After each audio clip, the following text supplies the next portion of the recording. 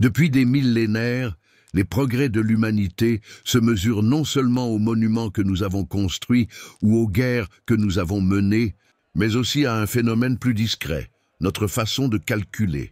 Du cliquetis des billes du boulier aux machines qui manipulent désormais les états quantiques, chaque étape de notre parcours informatique a remodelé la société, ce qui n'était au départ qu'un outil permettant aux marchands de suivre les céréales, et les routes commerciales est devenu aujourd'hui des systèmes permettant de guider les vaisseaux spatiaux, de simuler le climat et de décoder les éléments constitutifs de la vie. Chaque avancée dans le calcul a entraîné de nouvelles révolutions. Dans la science, le commerce et la communication. Aujourd'hui, alors que les ordinateurs quantiques commencent à repousser les limites de la logique classique, nous nous rappelons que l'histoire du calcul est loin d'être achevée. C'est l'histoire de l'évolution de simples appareils de comptage vers des machines d'une puissance inimaginable. Et comment, à chaque étape, l'humanité a calculé non seulement des nombres, mais aussi son propre avenir. Avant les puces de silicium, avant l'électricité et même avant l'écriture des nombres, il y avait le comptage. Les premiers pas de l'humanité vers le calcul sont nés de la nécessité, le suivi des réserves alimentaires, la mesure des saisons et l'enregistrement des dettes. Les premières traces de cette pratique se trouvent dans les bâtons de comptage, des os entaillés utilisés en Europe et en Afrique il y a plus de 40 000 ans. Chaque marque représentait un décompte, une reconnaissance primitive mais profonde que les nombres pouvaient être externalisés, stockés hors de l'esprit humain. À mesure que les civilisations se développaient, leurs besoins d'ordre grandissaient. En Mésopotamie, des tablettes d'argile gravées en cunéiforme servaient de registre, consignant le commerce, la fiscalité et l'astronomie. Les Égyptiens utilisaient des hiéroglyphes pour noter les récoltes et la construction des pyramides. Dans la Chine antique, des bandes de bambou permettaient de suivre les marchandises le long de vastes réseaux commerciaux. Les nombres n'étaient plus de simples abstractions, ils devinrent des outils d'empire. Puis vint le boulier, un appareil si simple et pourtant si durable que des versions de celui-ci sont encore utilisées aujourd'hui. En faisant glisser des perles sur des tiges ou des rainures, les marchands et les fonctionnaires pouvaient additionner, soustraire et multiplier bien plus rapidement qu'avec le seul calcul mental. En Chine, Xuanpan est devenu un symbole du commerce. À Rome, le calcul, nous avons reçu le mot même de calculer. Ces outils ont démocratisé le calcul, le faisant passer du parchemin du savant à l'étal du commerçant. Parallèlement à ces dispositifs, les chiffres écrits se sont développés. Le système numérique hindou-arabe, avec son concept révolutionnaire du zéro, s'est répandu pendant l'âge d'or islamique jusqu'en Europe médiévale. Ce bond en avant a simplifié l'arithmétique, permettant des calculs que les chiffres romains rendaient fastidieux. Sans lui, les mathématiques modernes, et par extension l'informatique moderne, auraient été impossibles. Les Grecs, quant à eux, s'intéressaient à la philosophie des nombres. Des penseurs comme Pythagore et Euclide exploraient la géométrie et les proportions, considérant les mathématiques à la fois comme une science pratique et une clé pour comprendre le cosmos. Archimède conçut des dispositifs mécaniques ingénieux, machines de guerre, pompes à eau et même un odomètre, démontrant comment la pensée numérique pouvait transformer le monde physique. Pourtant, pendant des siècles, le calcul est resté largement manuel. Des appareils comme l'astrolabe ont permis aux navigateurs de cartographier les étoiles et aux marins de traverser les océans. Mais ils n'ont pas automatisé la pensée. Le rêve d'une machine capable de raisonner avec des nombres est resté à la limite de l'imagination.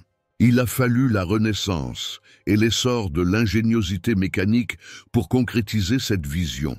Les graines, cependant, avaient été semées. Des marques de pointage aux abacs, du zéro à la géométrie, les premières innovations humaines ont posé les bases intellectuelles et pratiques du calcul.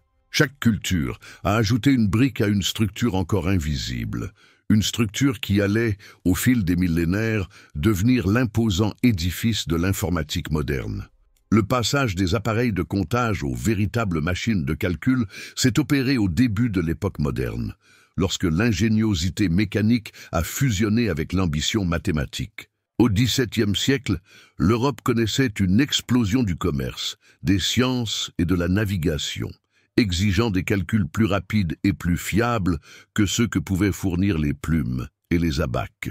De ce besoin sont nés les premiers prototypes de calcul automatisés. En 1623, Wilhelm Schickard, un polymathe allemand, construisit ce que l'on appelle souvent la première calculatrice mécanique. Son horloge calculatrice utilisait des engrenages et des roues pour effectuer des additions et des soustractions. Bien qu'une seule exemplaire ait été construite puis détruite dans un incendie, elle laissait présager un avenir où les machines pourraient traiter des opérations arithmétiques répétitives avec précision.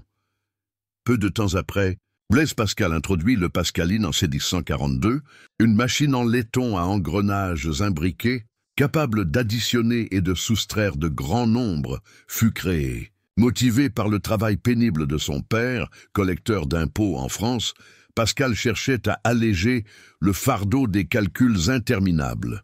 Bien que coûteuse et limitée dans ses fonctions, la Pascaline était une merveille, une preuve tangible que les mathématiques pouvaient être mécanisées. Gottfried Wilhelm Leibniz a poussé le concept plus loin. Avec son calculateur à Gradinsen 1673, Leibniz inventa un ordinateur capable de multiplier et de diviser, ainsi que d'additionner et de soustraire. Il formula également le rêve de l'arithmétique binaire, réduisant tous les nombres à des combinaisons de 1 et de 0. Bien que sous-estimée à l'époque, cette idée allait devenir des siècles plus tard la pierre angulaire de l'informatique numérique. Tandis que ces calculatrices s'adressaient à l'arithmétique, d'autres rêvaient de machines programmables. Au XIXe siècle, Charles Babbage, mathématicien anglais, envisagea l'amoteur de différence pour automatiser la production de tables mathématiques sans erreur. Bien que confronté à des problèmes de financement et jamais achevé de son vivant, ce projet lui a inspiré son projet plus ambitieux.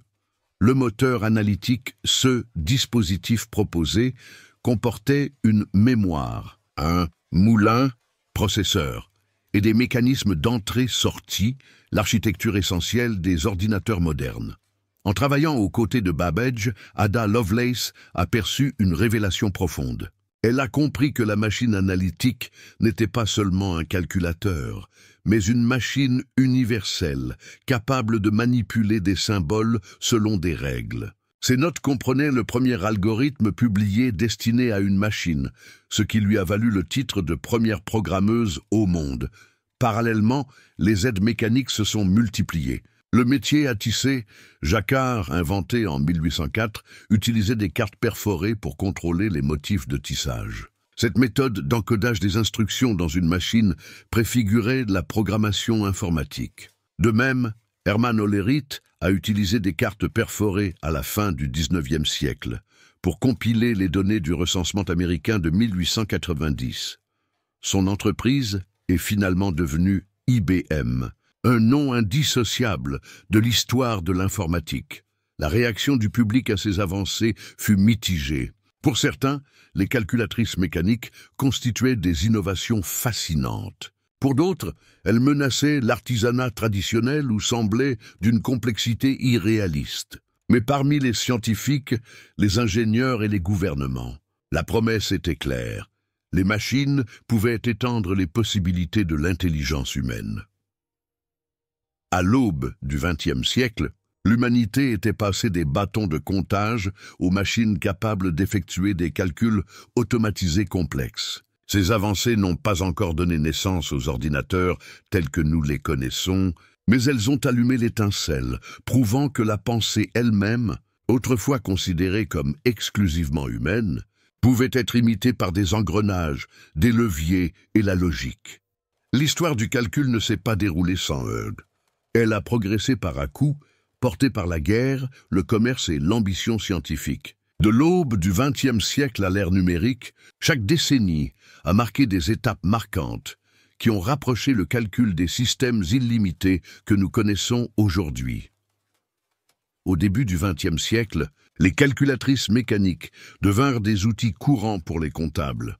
Les ingénieurs et les administrations publiques. Des entreprises comme Burroughs et Monroe fabriquèrent des machines de bureau capables d'additionner et de multiplier rapidement.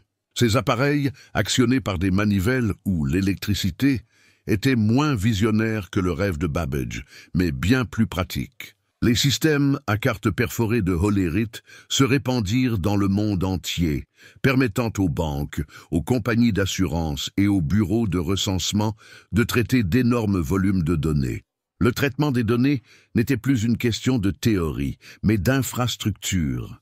Dans les années 1930, l'humanité se trouvait à l'aube de la révolution électronique. Konrad Zuse, un ingénieur allemand, construisit le Z3 en 1941. Il était largement considéré comme le premier ordinateur numérique programmable. Utilisant des relais et l'arithmétique binaire, il exécutait des instructions enregistrées, un pas de plus, vers la vision de Babbage. En Grande-Bretagne, Alan Turing publia en 1936 son article phare sur les nombres calculables, décrivant le concept de machine de Turing. Bien que purement théorique, son modèle définissait les limites du raisonnement mécanique et devint le fondement de l'informatique. La guerre devint le plus grand accélérateur. Les Alliés avaient besoin de machines capables de déchiffrer les codes et d'effectuer des calculs balistiques à une vitesse sans précédent. En Grande-Bretagne, Colossus fut construit en 1944 pour déchiffrer les codes allemands, utilisant des tubes à vide pour des opérations ultra rapides. Outre-Atlantique, l'armée américaine finança le ENIAC, un géant électronique capable d'effectuer des milliers de calculs par seconde. Le succès de l'ENIAC en 1945 prouva que le calcul électronique pouvait surpasser toute mécanique, transformant ainsi la trajectoire de la science et de la guerre. L'après-guerre a vu la diffusion des ordinateurs électroniques au-delà des laboratoires militaires. IBM a introduit le IBM 701, son premier ordinateur commercial en 1952, suivi par l'immense succès IBM 650 universités, et les entreprises ont commencé à considérer les ordinateurs comme des outils pour la recherche, la finance et l'industrie.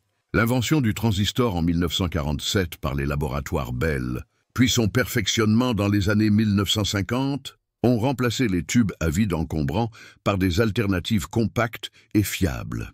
Cette évolution a posé les bases de la miniaturisation. Les années 1960 ont marqué l'ère de mainframes, des machines massives et centralisées qui alimentèrent les banques, les compagnies aériennes et les agences gouvernementales. Le système 360 d'IBM, lancé en 1964, était révolutionnaire. Une famille d'ordinateurs compatibles permettant aux entreprises de se développer sans réécrire de logiciels. À la même époque, les prémices d'Internet étaient semées. ARPANET, le réseau expérimental du ministère américain de la Défense, a démontré que les ordinateurs pouvaient communiquer, transformant les machines en nœuds d'information mondiale. Les années 1970 ont apporté la percée qui allait transformer la société. La microprocesseur N, 1971, Intel a publié le 4004, une puce intégrant un processeur complet sur une seule tranche de silicium. Soudain, la puissance d'un ordinateur de la taille d'une pièce pouvait tenir dans la paume de la main. Cela a permis l'essor de l'informatique personnelle. Des machines pour amateurs comme l'Altair 8800 ont inspiré de jeunes innovateurs, parmi lesquels Bill Gates et Steve Jobs, à imaginer un avenir où chaque foyer pourrait posséder un ordinateur.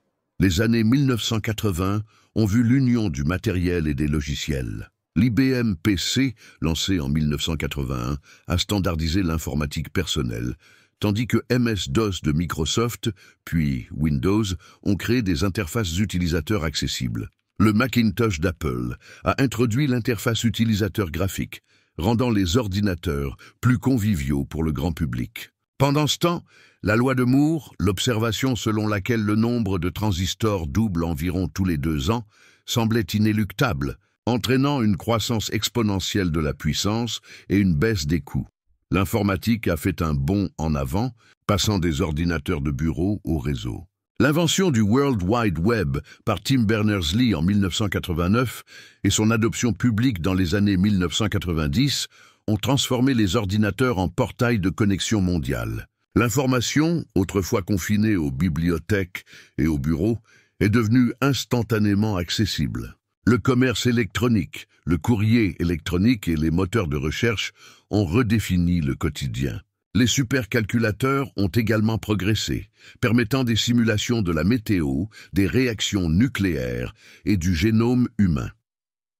Le nouveau millénaire a une fois de plus révolutionné l'informatique. Les smartphones, équipés de puces toujours plus petites, ont permis à des milliards de personnes d'accéder à des ordinateurs de poche. L'iPhone d'Apple, 2007, et les plateformes Android ont fait de l'informatique un compagnon mobile et omniprésent.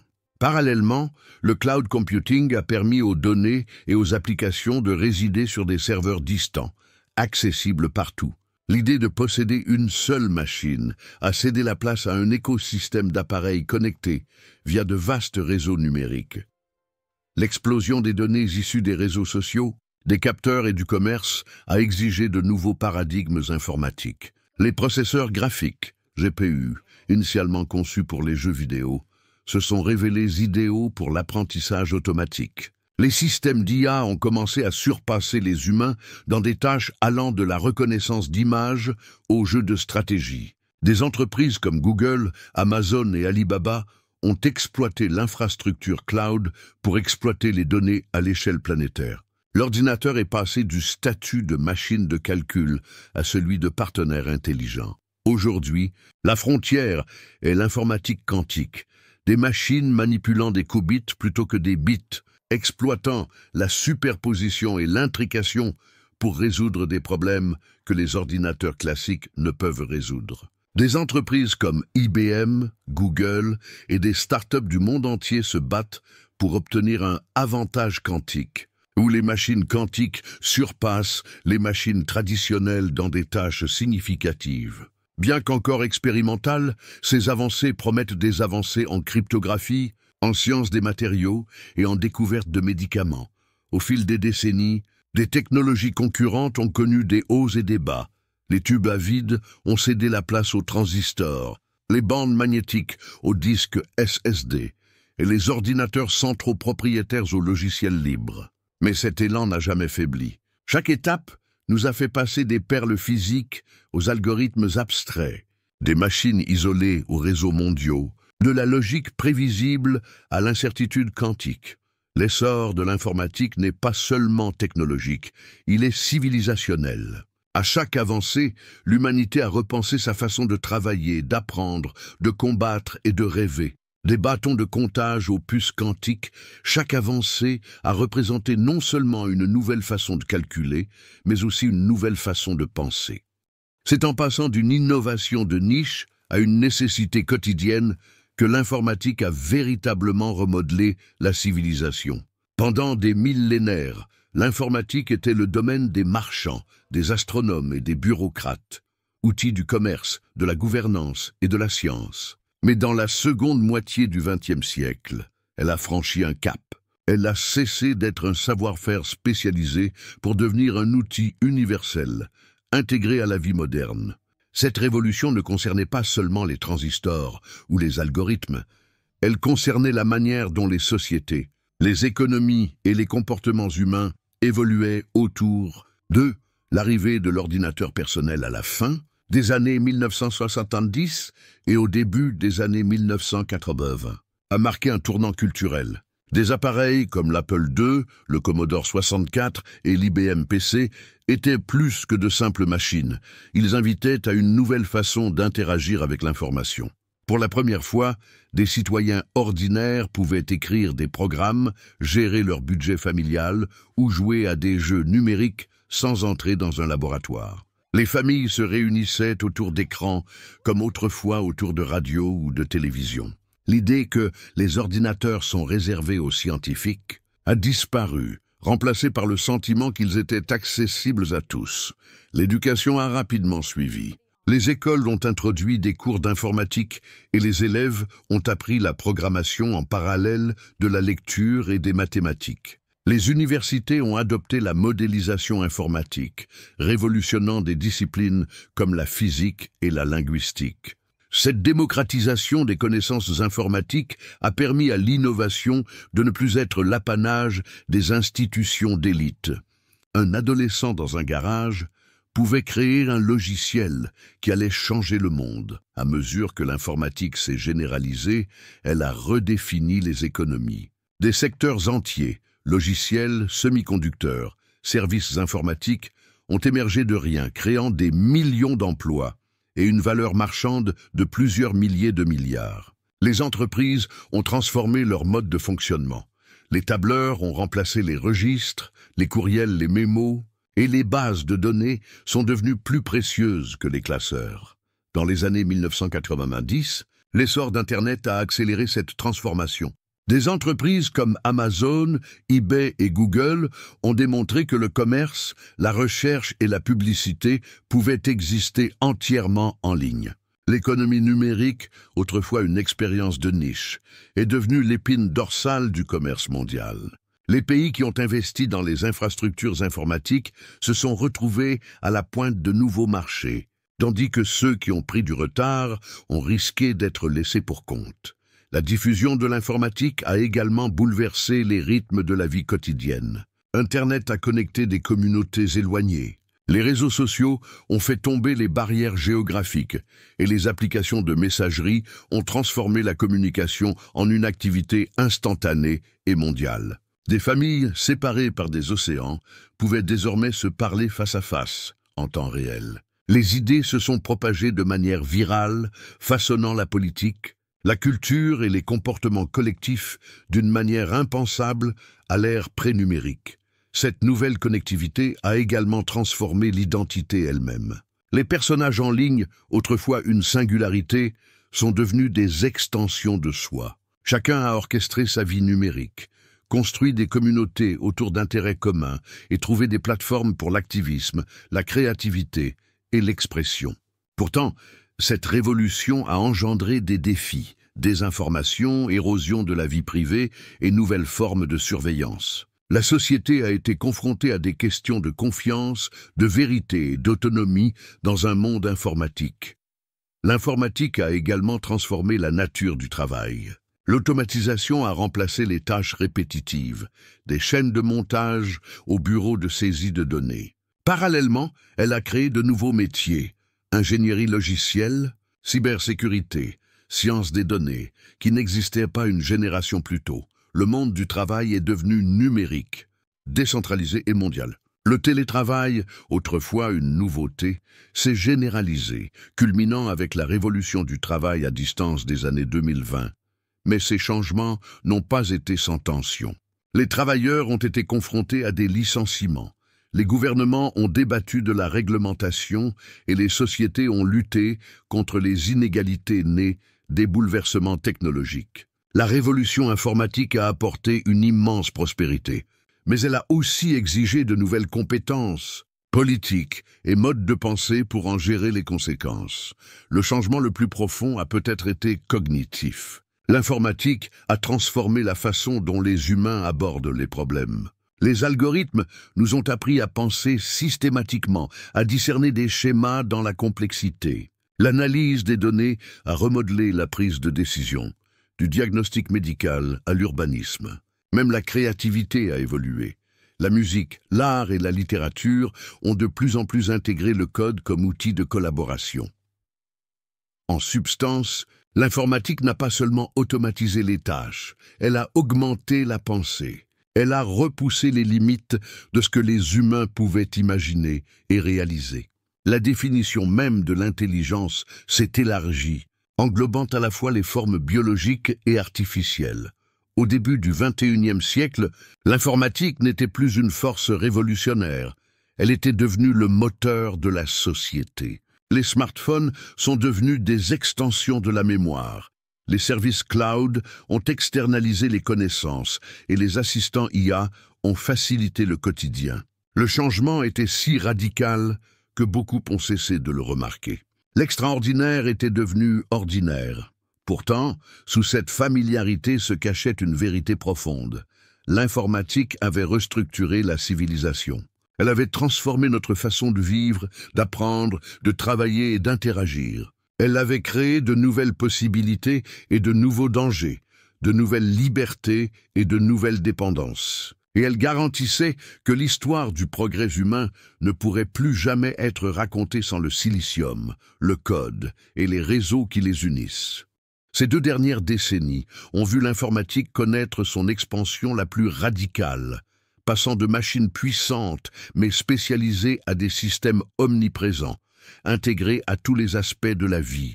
Ce qui n'était au départ que des outils de bureau a évolué vers des infrastructures mondiales, des assistants personnalisés et même des intelligences prédictives. Si le XXe siècle a été celui de la généralisation des ordinateurs, le XXIe siècle est celui de leur intégration indissociable à la vie. Au début des années 2000, l'informatique est passée des machines autonomes au réseau d'appareils interconnectés. L'essor des smartphones a transformé les poches en portails. L'iPhone d'Apple, sorti en 2007, n'a pas seulement fusionné communication et informatique, il a créé des écosystèmes d'applications, de services et de plateformes qui ont défini une nouvelle économie numérique. Android a rapidement suivi, permettant à des milliards de personnes dans le monde de vivre connectés à des ordinateurs compacts et puissants. Parallèlement, le cloud computing a redéfini l'échelle. Libérés des contraintes matérielles locales, particuliers et organisations ont pu louer d'importantes ressources informatiques sur Internet. Amazon Web Services, Microsoft Azure et Google Cloud ont transformé le calcul en un service à la demande, aussi fondamental pour les économies modernes que l'électricité. L'essor de l'intelligence artificielle est peut-être le trait distinctif de l'ère contemporaine. Les avancées en apprentissage automatique, en réseaux neuronaux et en traitement du langage naturel ont fait passer le calcul de l'exécution d'instructions à la production d'informations.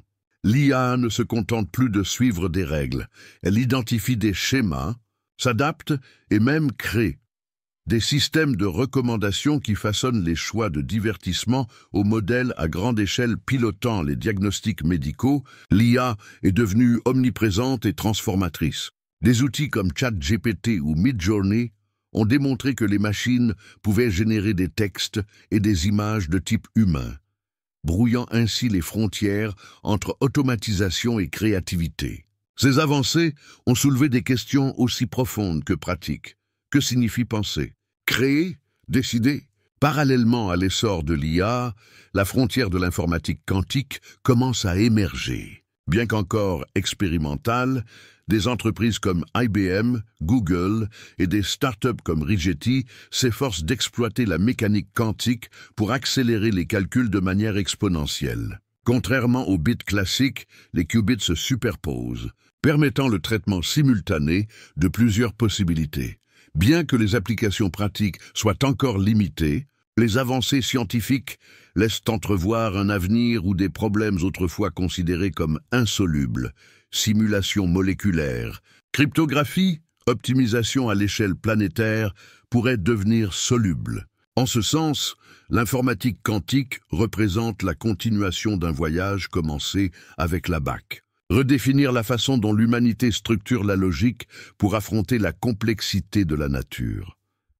La prolifération des capteurs, des appareils intelligents et des infrastructures connectées a donné naissance à ce que certains appellent l'Internet de tout. Voitures, thermostats, usines et même villes sont désormais dotés de capacités informatiques, collectant et échangeant des données en continu. Les véhicules autonomes illustrent à la fois les promesses et les dangers. Le rêve d'un transport plus sûr et plus efficace se heurte aux défis des algorithmes éthiques et aux risques sécuritaires.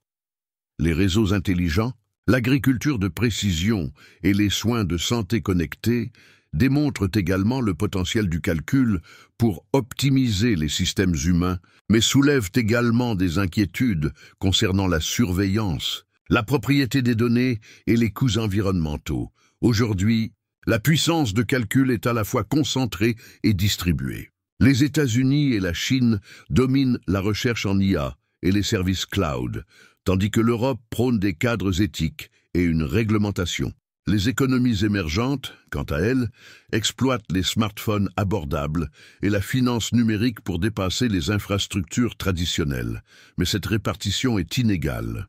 Des milliards de personnes manquent encore d'un accès à un Internet fiable, ce qui crée des fractures numériques qui reflètent et renforcent les inégalités mondiales. Les systèmes qui autonomisent peuvent aussi exclure, ce qui soulève des questions urgentes quant à savoir à qui profitent les progrès informatiques. L'ère contemporaine est aussi marquée par la prise de conscience. Les biais de l'IA, l'érosion de la vie privée, la désinformation et l'impact environnemental des centres de données ont suscité un débat mondial. À mesure que l'informatique gagne en puissance, son nombre s'accroît. Le minage de crypto-monnaies, gourmand en énergie, la manipulation algorithmique de la politique et l'instrumentalisation des cyber-outils nous rappellent que les révolutions technologiques ont des coûts, mais aussi des avantages. Gouvernements, chercheurs et sociétés civiles sont désormais engagés dans des discussions urgentes. Comment réguler l'IA? Comment concilier innovation et confidentialité? Comment garantir que l'informatique serve l'humanité plutôt que de la compromettre? La caractéristique la plus frappante de notre époque est peut-être la disparition progressive de l'informatique. Les algorithmes organisent les flux d'actualité, optimisent les flux de trafic et prédisent le comportement des consommateurs sans se faire remarquer.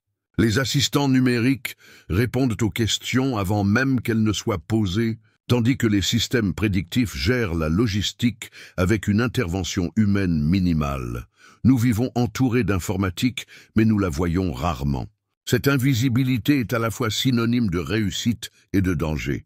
Lorsque les systèmes sont si profondément ancrés qu'ils disparaissent, il devient plus difficile de les remettre en question, de les réguler, voire de reconnaître leur influence. En résumé, l'ère contemporaine représente une convergence. L'IA, l'expérimentation quantique, les réseaux omniprésents et les algorithmes invisibles façonnent une civilisation structurée par le code. La calculatrice, autrefois un outil à part entière, est devenue le système nerveux de la civilisation, connectant, percevant et prédisant à des échelles inimaginables. C'est le moment que nous vivons désormais, un monde où le progrès est indissociable du calcul et où les prochains bonds mettront à l'épreuve non seulement l'ingéniosité technique, mais aussi la sagesse humaine. Rétrospectivement, le parcours du boulier à l'informatique quantique ne se résume pas à l'histoire des machines, c'est l'histoire de la façon dont l'humanité a remodelé son rapport au savoir, au temps et au possible. Chaque époque de l'informatique a laissé un héritage qui a redéfini la notion d'être humain dans un monde de plus en plus influencé par les nombres et la logique. Avant la BAC, le calcul était lent, sujet aux erreurs et limité par la mémoire. Grâce à son invention, les marchands ont pu suivre leurs échanges avec plus de fiabilité et les sociétés ont pu étendre leurs réseaux économiques. Des siècles plus tard, les calculatrices mécaniques ont libéré les mathématiciens de l'arithmétique fastidieuse, ouvrant la voie à des explorations plus ambitieuses en sciences et en ingénierie. La révolution numérique, à son tour, a transféré l'informatique des institutions raréfiées aux foyers ordinaires et finalement aux poches de milliards de personnes. L'effet cumulatif est stupéfiant. Ce qui nécessitait autrefois des années d'efforts manuels se fait désormais en quelques secondes. L'informatique n'a pas seulement permis de gagner du temps, elle a multiplié les ambitions humaines. Plusieurs aspects de la vie moderne seraient impensables sans cette lignée. Les satellites de navigation mondiale, la médecine de précision, les marchés financiers, la modélisation climatique et même la communication elle-même sont tous le fruit de l'évolution informatique. Chaque courriel, virement bancaire ou vidéo en streaming fait partie d'un héritage vivant qui remonte au premier compteur, se déplaçant sur des tiges de bois. De plus, l'informatique a transformé la structure même de la connaissance. Les données ne sont plus seulement enregistrées, mais analysées, modélisées et prédites en continu. Cette évolution a donné naissance à de nouvelles disciplines. L'informatique, la théorie de l'information, l'intelligence artificielle, qui sont désormais au cœur de tous les domaines, de la biologie à la linguistique. Chaque étape a inspiré la suivante. La BAC a inspiré les dispositifs mécaniques, qui ont inspiré la machine analytique de Charles Babbage. Cette vision inachevée a influencé Alan Turing, qui a posé les bases théoriques des ordinateurs numériques. La révolution numérique a donné naissance à l'IA. Et aujourd'hui, la recherche en IA inspire les approches quantiques. Cet héritage est cumulatif et récurrent. Les progrès de l'informatique n'effacent pas le passé, ils le construisent. Même dans les laboratoires les plus avancés d'aujourd'hui, les chercheurs utilisent parfois des métaphores tirées de la BAC pour expliquer les phénomènes quantiques, rappelant que les outils les plus anciens trouvent encore un écho dans les nouvelles frontières. Pourquoi est-ce important dans le vaste panorama de l'histoire? Parce que l'informatique marque un tournant dans l'histoire de l'énergie humaine. Tout comme la maîtrise du feu, de l'agriculture et des machines industrielles a transformé la civilisation, la maîtrise de l'informatique a également transformé la civilisation. Elle est le moteur de la complexité du monde moderne, de l'urbanisme au séquençage génétique. L'héritage de ce voyage n'est pas seulement technologique, mais civilisationnel. Nous vivons dans un monde où le code, autrefois symbole abstrait, est devenu l'infrastructure de la réalité. C'est là que se mesure véritablement l'impact durable de l'informatique. Elle n'est plus seulement un outil de progrès, elle est le progrès lui-même. À l'aube de l'ère quantique, une question se pose. Jusqu'où la capacité de calcul humaine peut-elle s'accroître? Pendant des siècles, chaque avancée en informatique a semblé révolutionnaire, et pourtant chaque avancée a posé les bases de la suivante. Aujourd'hui, nous entrons dans une phase où le calcul est non seulement plus rapide, mais aussi fondamentalement différent par nature. Les ordinateurs quantiques, capables d'exploiter les principes de superposition et d'intrication, promettent de résoudre des problèmes qui dépasseraient les supercalculateurs classiques les plus puissants. Cela pourrait transformer des domaines allant de la découverte de médicaments à la cryptographie, ouvrant de nouvelles frontières scientifiques et remodelant l'équilibre mondial des pouvoirs. Mais les progrès restent inégaux. Les systèmes quantiques restent fragiles, coûteux et expérimentaux, ce qui laisse des questions ouvertes quant à leur rapidité d'application pratique. Parallèlement, l'intelligence artificielle s'intègre à la vie quotidienne de manière subtile et profonde. L'intégration de l'apprentissage automatique à des équipements de pointe nous propulse vers un avenir où les ordinateurs ne se contenteront plus de suivre des instructions, mais généreront des informations, simuleront des possibilités et prendront même des décisions autonomes. Pour certains, cela annonce une ère de créativité amplifiée par les machines. Et pour d'autres, cela soulève d'urgents dilemmes éthiques concernant le contrôle, l'équité et la dépendance. Pendant ce temps, une autre frontière progresse tranquillement, la bioinformatique. Les chercheurs expérimentent des systèmes basés sur l'ADN, capables de traiter l'information à l'échelle moléculaire, laissant entrevoir un avenir où biologie et informatique convergeront. Associées à l'intelligence quantique et à l'IA, ces approches hybrides pourraient redéfinir radicalement ce que nous entendons par ordinateur. À quoi ressemblera cet avenir? Les machines quantiques rendront-elles le chiffrement actuel obsolète du jour au lendemain? L'IA deviendra-t-elle un partenaire indispensable dans tous les domaines, de l'art à la géopolitique? L'informatique elle-même deviendra-t-elle invisible, intégrée de manière transparente à notre environnement, à notre corps et même à nos pensées? La trajectoire est claire. L'informatique ne se limite plus aux machines installées sur des bureaux ou dans des centres de données. Elle évolue vers un monde ambiant, adaptatif et omniprésent. Tout comme le boulier a jadis élargi les horizons de l'esprit humain, ces technologies émergentes repousseront les limites de ce que l'humanité ose imaginer. L'avenir de l'informatique ne se résume pas à la vitesse, mais à ses possibilités. Et cela signifie que ces plus grandes avancées pourraient encore se situer à l'horizon. Des humbles perles du boulier aux promesses chatoyantes des processeurs quantiques, l'histoire de l'informatique est celle d'une humanité refusant d'accepter les limites de son propre esprit. Chaque génération s'est inspirée de la précédente, les marchands perfectionnant le commerce, Les savants accélérant les découvertes, les ingénieurs mettant au point des machines qui ont remodelé l'économie, et aujourd'hui, les scientifiques sondant la trame même de la réalité grâce à la logique quantique. Ce qui prenait autrefois des vies entières peut désormais être réalisé en quelques secondes. Plus qu'une simple évolution technique, ce parcours reflète la vérité profonde selon laquelle le progrès ne se résume pas aux outils, mais à une vision, la volonté d'imaginer, de construire et de croire en des idées plus grandes que nous. Et pourtant, l'histoire est loin d'être terminée. Le prochain chapitre nous appartient. Utiliser ces machines à bon escient, faire progresser la découverte et veiller à ce que la technologie serve les plus nobles objectifs de l'humanité. Si cette exploration vous a fasciné, aime la vidéo, partagez-le avec les autres.